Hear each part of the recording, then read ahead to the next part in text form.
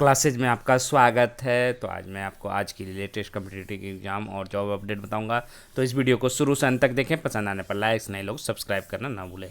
जैसा कि आप देखते हैं कि कल ही ये जो कि ये वायरल हो गया था, और हालांकि मुझे कुछ देर पहले ही बहुत सारे लोग व्हाट्सएप पर भेजने लगे कि क्या ये सही है या गलत है। तो मैंने कल ही है जो कि डिस्क्रिप्शन बॉक्स में बताया कि पूरी तरह फर्जी है, क्योंकि पहला चीज़ें जब भी रिजल्ट जनरली आती है तो वो आपको मैंने इसका कारण भी दिया था। ये आप फर्जी रिजल्ट आप देख सकते हैं, इसका मैंने दिया भी था कि पहला तो है कि आप जब भी रिजल्ट की खासकर बात करें, जनरली जो बीपीएसएससी अखबार में देती है, शाम को देती है या रात को पता चलती है, और फिर है जो कि 10-11 बजे वेबसाइट पर रिजल्ट आती है। दूसरा है कि लगभग जो कि सारे कार्यालय बंद हैं, और बीपीएसएससी अब बाद में नहीं, बहुत सारे लोग कह रहे थे कि फिर अग्निशमक का भी सीएसबीसी का नोटिफिकेशन कैसे, क्योंकि उसमें कोई कार्य करने की आवश्यकता नहीं होती, सिर्फ एक नोटिस देना रहता है, वो ऑनलाइन के माध्यम ही से ही हो जाता है। इसीलिए उन्होंने दिया। और इसमें है कि आपको कागजातों की जांच करनी पड़ती है, क्योंकि फाइनल मेरिट लिस्ट का मतलब हो गया कि आपको अंतिम सिलेक्शन होता है, उसके बाद फिर परेशानी हो सकती है, उसके बाद मेडिकल होगी। इसीलिए इसमें जो कि अभी डिले होंगे, और उम्मीद है कि आपको लॉकडाउन के बाद ही है जो कि ये हो सकती है, रिजल्ट आ सकती है 25 के बाद ही। और ये 1717 दरोगा में आप जो कि इसका ये उसमें एक और कॉलम था कि किस कैटेगरी से कितने लोग असफल हुए, वो भी कैटेगरी में कॉलम था। तो मैंने उसको चेक किया, और मैंने उसी समय, क्योंकि बहुत सारे लोगों को व्हाट्सएप आने लगे उस समय कि ये फेक है या सही है, तो मैंने स्पष्ट कर दिया कि पूरी तरह फेक है, और फेक है भी, आप कोई सूचना नहीं है, और पूरी तरह फेक है भी, कोई कट ऑफ से इसको लेना देना नहीं है। क्या होगा नहीं होगा ये तो जब वेबसाइट पर आएगा तभी पता चल पाएगा कि कितना मेरिट जाएगा और कितना नहीं जाएगा। बहुत सारे लोग अफवाह भी फैला रहे हैं कि 82 जाएगा, कि 84 जाएगा, कि 78 जाएगा, लेकिन ऐसा अभी फिक्स नहीं है, इसलिए डरने की ज़रूरत नहीं। आपके अगर 78 से 80 के बीच में मार्क्स है जनरल में, तो हो सकता है आपके रिजल्ट हो जाए, तो इसमें घबराने वाली बात नहीं अभी आपको। लेकिन वेबसाइट पर इंतज़ार करते रहे, और ये सब है जो जब भी डिले होती है तो ये सब अफवाह वाली खबर आ जाती है। अब बात करते हैं दूसरी, आपको रेलवे की बात करते हैं। तो पहले से लेट लट्ठी पी, फिर कोरोना से टूटा 2.5 करोड़ अभ्यर्थियों का सपना। तो देश के लगभग 2.5 करोड़ अभ्यर्थियों का रेलवे में नौकरी का सपना जल्द में हकीकत बदलने वाला नहीं है। भर्ती प्रक्रिया को लेकर पहले रेलवे की लेट लट्ठी ने 1 साल बर्बाद कर दिया, जिसके बाद कोरोना संक्रमण की वजह से लगभग 1 साल में से ग्रुप डी की प्रारंभिक लिखित परीक्षा का कार्यक्रम तय नहीं हो पा। क्लर्क भर्ती के लिए भी दूसरे चरण की मुख्य लिखित परीक्षा कब होगी, फिलहाल कुछ तय नहीं है। रेलवे में ग्रुप डी के 1,03,769 पद भर्ती के लिए अधिसूचना मार्च 2019 में जारी की गई थी। इसके साथ ही 35,277 क्लर्क पदों पर भर्ती के लिए भी अधिसूचना जारी की गई थी। आवेदन प्रक्रिया तक सब चीज़ ठीक चलता रहा, लेकिन उसके बाद परीक्षा का आयोजन रेलवे भर्ती बोर्ड खामोश हो गया। 35,000 क्लर्क भर्ती के लिए पूरे देश में 1.25 करोड़ से अधिक अभ्यर्थियों ने आवेदन किया था। रेलवे भर्ती बोर्ड ने आवेदन पत्रों की जांच और प्रारंभिक लिखित परीक्षा कार्यक्रम तय करने में ही लंबा वक्त ले लिया। इसी दौरान मार्च 2020 में कोरोना संक्रमण की वजह से सब कुछ ठप हो गया।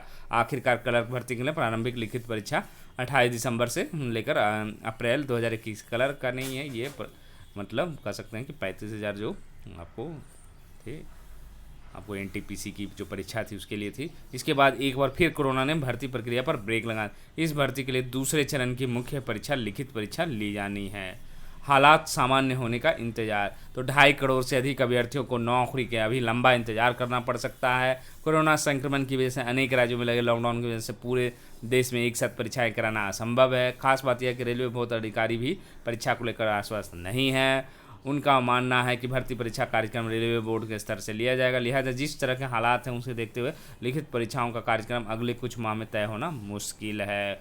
मतलब ये भी मानकर चले कि अब अक्टूबर नवंबर के आसपास ही हो सकती है, थोड़ी बहुत संभावना है। ग्रुप डी भी अधर में। मार्च 2019 में 1 लाख से अधिक ग्रुप डी के पद के लिए तो अब तक प्रारंभिक लिखित परीक्षा का कार्यक्रम तय नहीं हुआ है। इस भर्ती के लिए 1.25 करोड़ से अधिक अभ्यर्थी 2 साल से लंबे इंतजार के बाद भी अभ्यर्थियों को लिखित परीक्षा का इंतजार है। मतलब अब ये और भी डिले होगी, और ये सारी प्रक्रियाएं अब 2022 में चली गई।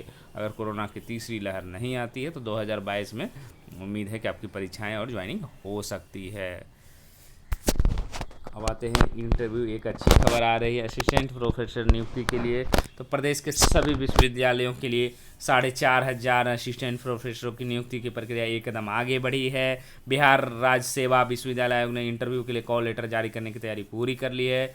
आधिकारिक जानकारी के मुताबिक है जो कि आधिकारिक लॉकडाउन खत्म होते ही इंटरव्यू के लिए कॉल लेटर जारी कर दिए जाएंगे। करीब 60,000 आवेदन की स्क्रूटनी कर ली गई है।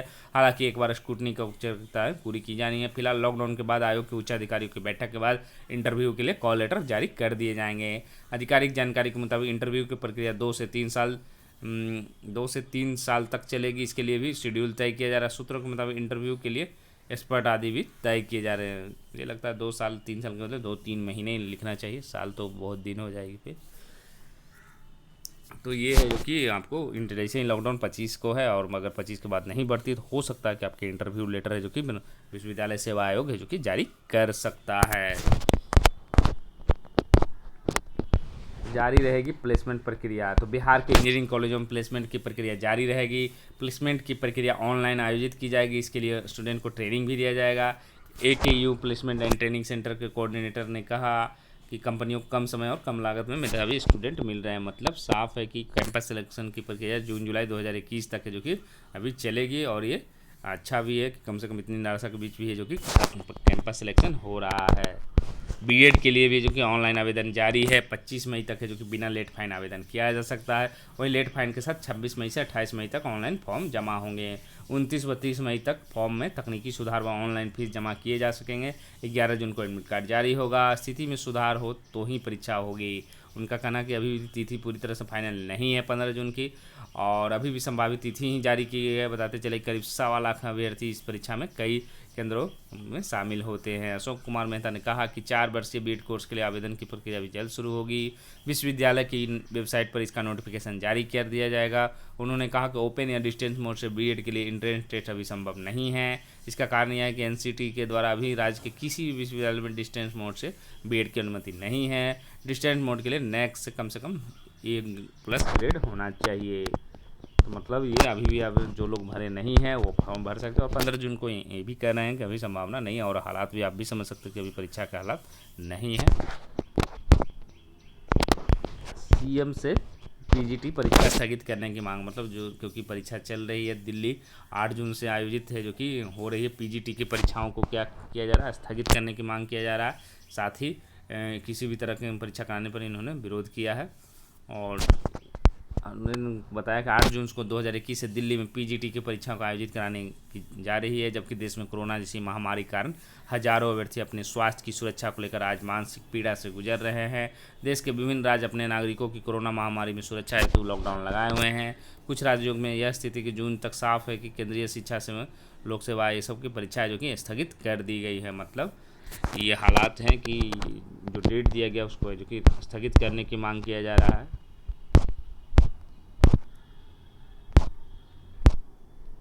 तो ये आपने देखा कि